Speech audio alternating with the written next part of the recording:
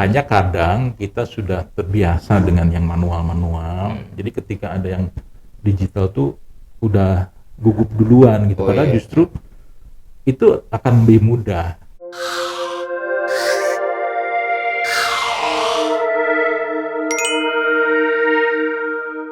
Kita memang harus menyiapkan segala dokumen pendukungnya.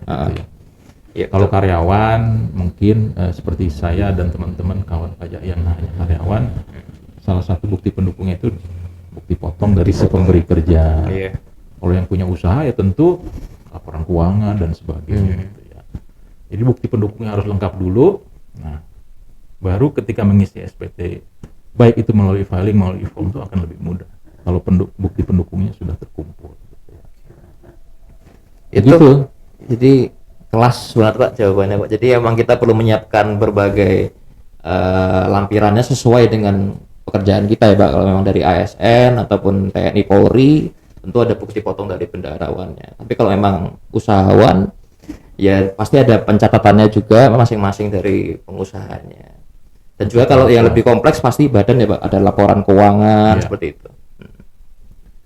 Jadi dokumen pendukung itu menjadi syarat ya untuk bisa kita mudah mengisi SPT melalui e-form maupun melalui filing. Dan di undang-undang pun disyaratkan, jadi ada beberapa lampiran yang memang wajib dilampirkan di dalam SPT. Jadi menjadi satu kesatuan, lampiran itu menjadi satu kesatuan menjadi SPT. Begitu. Iya. Thank you Pak. Tapi kalau itu sih Pak, tadi kan kita sempat singgung-singgung dikit soal UMKM gitu ya, pelaporannya seperti apa. Untuk khusus tahun pajak 2022 Pak, itu dengar-dengar saya UMKM itu ada batasan omsetnya ya Pak. Jadi katanya enggak perlu setor ketika emang omsetnya belum memenuhi 500 juta, itu benar Pak ya? Betul. Jadi ini bukti dukungan pemerintah pada UMKM sebetulnya ya. Jadi di Undang-Undang Nomor 7 2021, kalau yang kawan pajak sering dengar Undang-Undang harmonisasi ya, harmonisasi peraturan perpajakan itu, bukti dukungan pemerintah terhadap UMKM itu adalah ada batasan atau threshold omset UMKM yang tidak dikenakan pajak. Jadi UMKM yang tahun 2022 ini omsetnya sampai dengan sekarang hari ini ya, akhir Maret belum mencapai 500 juta, maka UMKM itu tidak bayar pajak. Gitu. Tapi tetap melakukan pencatatan atas omsetnya ya Pak per bulannya ya, karena nanti diakumulasi. Jadi ketika nanti misalnya bulan Juni udah memenuhi omsetnya terakumulasi sudah di atas 500 juta, yang baru timbul kewajibannya yang di atas 500 jutanya itu membayar pajak, itu pun hanya 0,5%. Gitu. Jadi pemerintah sangat memberikan dukungan ya terhadap UMKM karena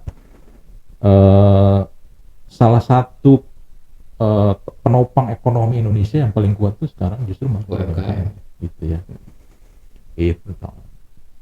Nah ini harus tahu nih kawan pajak ya, karena di wilayah kerja KPP pertama Parepare itu banyak sekali pelaku usaha UMKM. Jadi harus tahu bahwa sekarang ada batasan omset sampai dengan 500 juta itu belum membayar PPh final yang 0,5% itu. Itu keren sih, maksudnya biar UMKM itu berkembang dulu Pak ya. Nah makanya diciptakan standar yang 500 juta itu ya dianggap sebagai standar, maka timbullah kewajiban perpajakannya setelah memenuhi itu. Keren sih Pak. Itu tapi Pak, ngobrolin soal UMKM tadi udah. Nah kalau yang badan Pak, yang badan itu memang WP badan itu kan jauh lebih sedikit ya Pak daripada WP yang orang pribadi. Tapi gimana ya kalau yang sorry ya, aku bingung ya ngomong apa ya.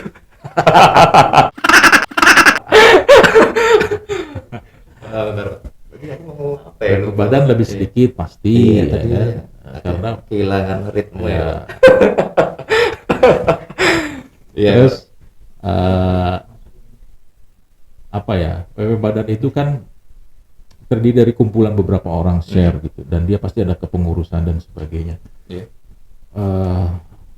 Rasanya harus menjadi kewajiban lah, harus ada pembukuan dan sebagainya, karena si yang punya share itu pasti ingin kejelasan modalnya dipakai apa, berkembang apa tidak. Jadi harus ada pembukuan yang jelas. Nah ini harus tahu juga nih kawan pajak bahwa pembukuan itu kewajiban, jangan diabaikan gitu di pasal berapa? 28 ya, undang-undang PPH, undang-undang KUP apa PPH? PPH.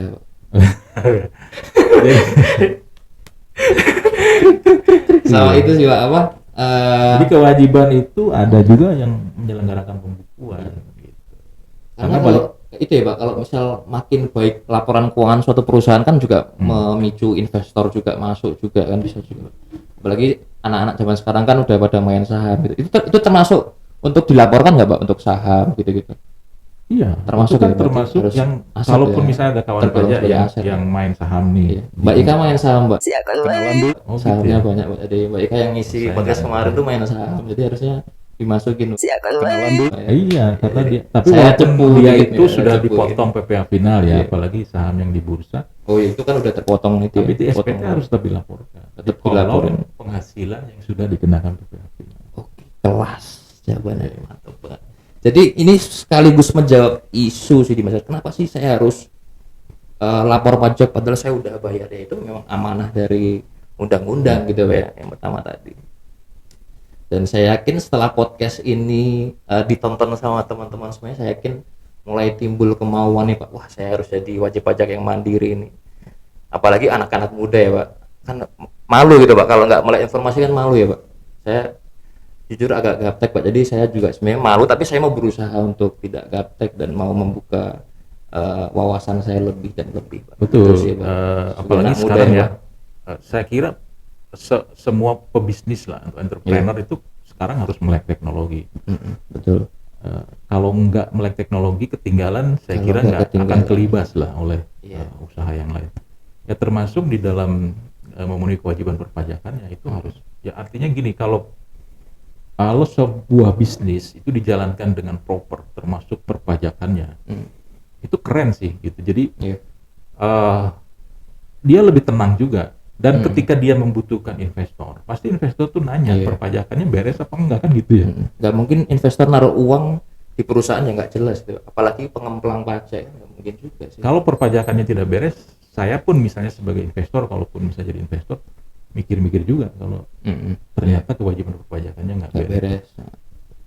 Nah, dengan dunia teknologi ini juga sekali lagi Direktorat Jenderal Pajak itu mempermudah bagi wajib pajak untuk melaporkan SPT tahunan melalui DJP online tadi. Gitu.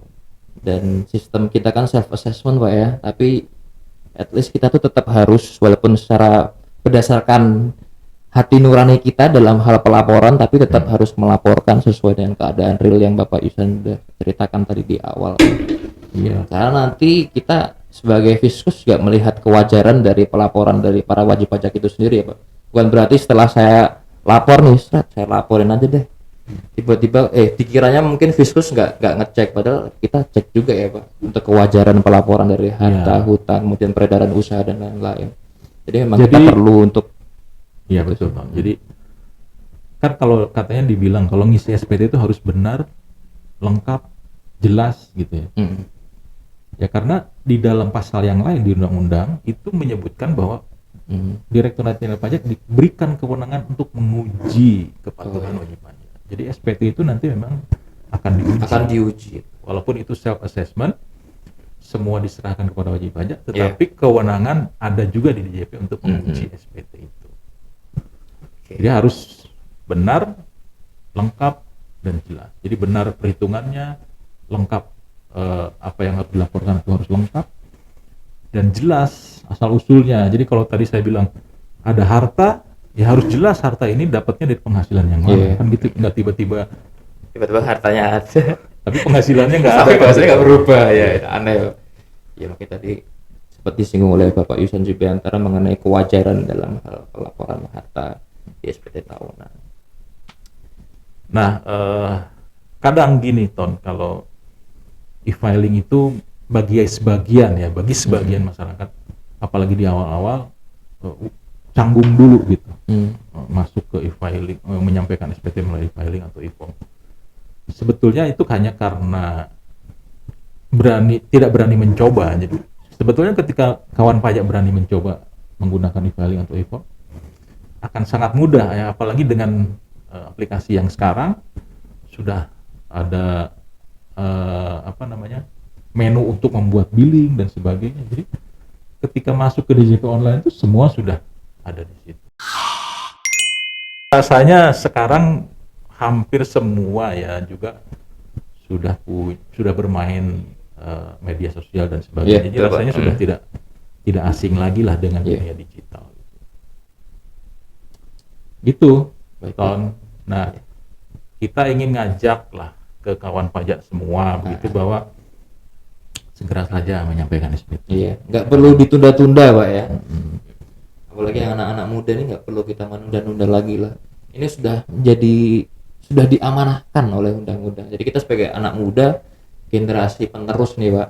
Jadi kan harus mencontohkan yang baik, memulai yang baik sejak dini. Gitu memulai yang baik sejak dini. Keren tuh. Keren, Pak. Saya quotes, keren, Pak. Nanti di quotes ditampilin. Oh iya. Ya Mas Leo nanti tampilin ya Mas Leo ya. Tuh, jadi kalau membangun bisnis juga sejak awal tuh membangun bisnis yang benar. Jadi nanti tidak menemukan kendala-kendala ketika bisnisnya berkembang. Gitu. Dan sekali lagi DJP, Direktorat Jenderal Pajak, memberikan kemudahan sekarang, lebih lapor lebih mudah, lebih gampang, lebih aman, lebih nyaman, bisa di mana saja, kapan saja gitu ya, melalui e-filing atau e-form di djponline.pajak.co.id. Gitu. Mantap. Kelas jawabannya dari dari Bapak Isan Subiantara. Pak, terima kasih Pak atas waktunya Pak. Mungkin kita sudah mulai kehabisan waktu Pak. Jadi tapi nanti pasti akan ada episode selanjutnya Pak untuk podcast berikutnya. Karena saya yakin makin banyak yang nonton nanti makin sering juga nih Pak podcast tayang ya Pak. Karena memang kami sebisa mungkin mendekatkan diri orang pajak dengan Bapak Ibu semuanya. Karena memang itu tadi ya Pak yang Bapak Yusan cerita tadi, memang kita bagaimanapun caranya harus memudahkan ke masyarakat, kemudian mengedukasi masyarakat secara lebih dekat dan juga lebih modern juga, sesuai dengan sekarang udah banyak yang nonton YouTube atau banyak sih ya Pak, Twitter juga, kita juga ada nih Twitter, Facebook, Instagram juga ada. Nanti mungkin next kita bakalan ada live Instagram, jadi bisa wajib memfollow ya Pak, mensubscribe juga kalau YouTube supaya bisa tahu informasi-informasi perpajakan yang ada di kantor pajak Paliwali. Nanti cek di deskripsi, klik di deskripsi aja. Ya. Baik, kalau butuh tutorial tentang e-filing, e-form, sekarang tadi Tony nyinggung udah nonton YouTube. Di YouTube udah banyak sekali tuh tutorial bagaimana mengisi SPT melalui e-filing, melalui e-form. Udah sangat mudah lah. Udah sangat mudah. Ya. Semua serba ada informasinya, tinggal kita mau atau enggak nih ya. Pilihannya cuma itu, mau atau enggak gitu. Nah, maunya ini juga harus dipupuk. Iya. Karena sekali lagi pajak itu kewajiban. Pajak itu kewajiban. Pajak itu wajib. Pajak itu ada karena ada undang-undang. Undang-undang itu harus dipatuhi gitu. Betul. Dan kawan pajak sebagai wajib pajak sekarang sudah lebih banyak diberikan kemudahan. Jadi tidak ada alasan lagi untuk tidak patuh, tidak ada alasan lagi untuk tidak menyampaikan SPT tahunan. Gitu. Baik, terima kasih Pak, kelas buat jawabannya Pak. Mungkin Pak Yusan memang karena sudah dari dulu ya Pak, jadi tahu ya Pak perubahan-perubahan yang dialami. Maksudnya gue udah tua gitu ya. Oke, next. Ya, pasti Pak Yusan udah membandingkan lah zaman dulu dengan zaman yang kita lalui sekarang tuh pasti memang sangat memudahkan ya. Saya kira kawan pajak juga banyak yang sudah mengalami. Bapak Ibu semuanya juga ya. Hanya kadang kita sudah terbiasa dengan yang manual-manual. Jadi ketika ada yang digital tuh udah gugup duluan gitu. Padahal justru itu akan lebih mudah. Kadang hanya kurang berani untuk memulai saja gitu.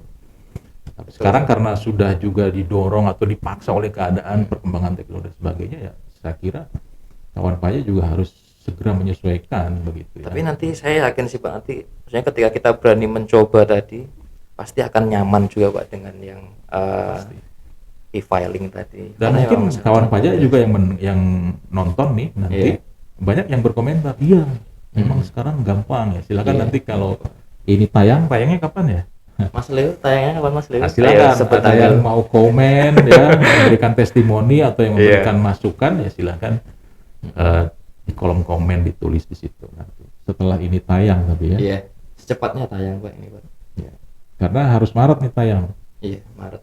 Sebelum tayang. masa penyampaian SPT orang pribadi selesai.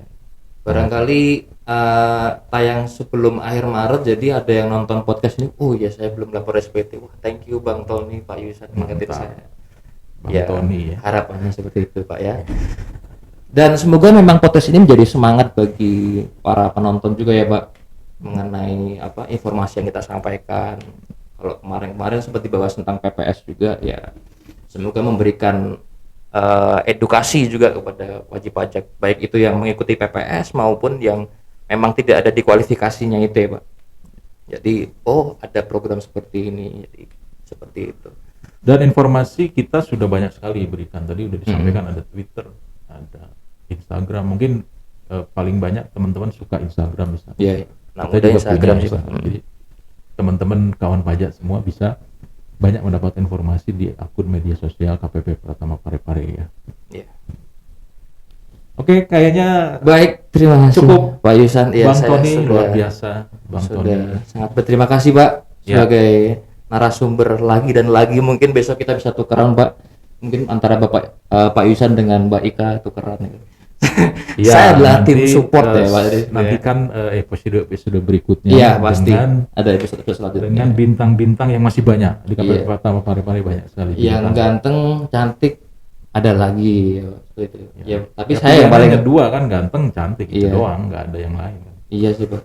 Tapi tetap bakalan saya yang paling dicari Pak. Jadi kalau memang kita belajar dari penyuluhan sebelumnya, saya yang paling dicari Pak. Mungkin paling mengena di hati para teman-teman pajak semuanya, Iya. apalagi yang mahasiswi gitu Pak.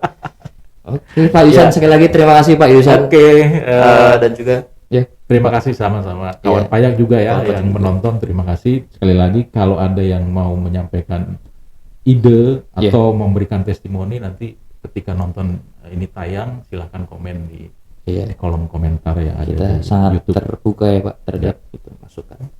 Baik, sekali lagi terima kasih Pak. Oke. Untuk teman-teman pajaknya, untuk teman-teman pajak semuanya, mari kita nantikan next episode-nya. Pasti pada penasaran, dan semoga hari ini informasi yang disampaikan bermanfaat untuk teman-teman. Amin. Sampai jumpa teman-teman dari Panola Punya Podcast. Terima kasih. Assalamualaikum kawan pajak. Wassalam.